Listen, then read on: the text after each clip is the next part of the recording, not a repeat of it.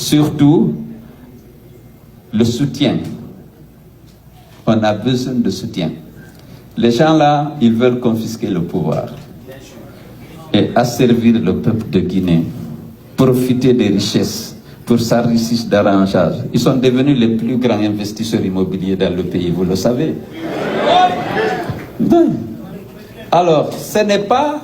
Alors que le peuple continue de croupir dans la misère. J'ai parlé d'explosion des exportations de bauxite et des flux financiers importants qui arrivent. Mais c'est pour l'enrichissement des dirigeants, pour l'achat d'armes et d'équipements pour les forces de défense et de sécurité et la corruption de celles-ci, pour qu'ils protègent le pouvoir, et ensuite pour l'achat des consciences des leaders d'opinion. Ce n'est pas le développement du pays. Regardez cette jeunesse exilée. Alors qu'on aurait pu créer des opportunités d'emploi dans le pays, où on pouvait s'épanouir.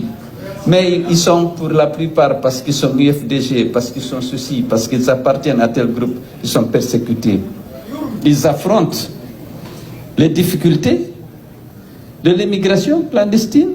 Beaucoup meurent dans le désert, dans le Pacifique, ou sur le chemin de l'exil, parce qu'il n'y a pas d'opportunité.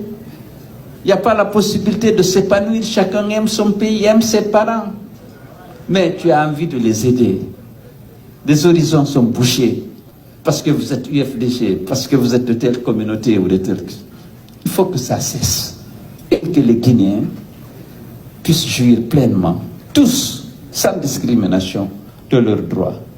L'accès à des emplois décents, l'accès à la fonction publique, l'accès au recrutement dans l'armée, qu'il n'y ait pas de discrimination, aucune. Aujourd'hui, le pays est riche, on est en train d'exploiter les richesses minières. Mais même dans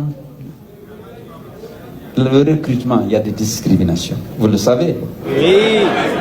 Il faut qu'on mette fin à cela. Il ne s'agit pas de le faire pour nous, mais pour les enfants, les petits-enfants, pour que demain, la Guinée soit celle de tous les Guinéens.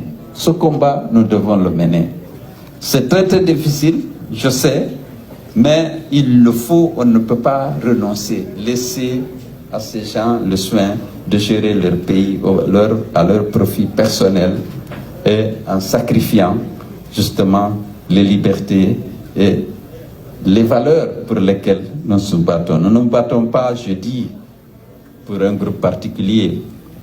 On ne se bat pas seulement pour que celle soit au pouvoir, mais on se bat pour que la Guinée soit gérée suivant les règles et les principes de la démocratie et de l'état de droit.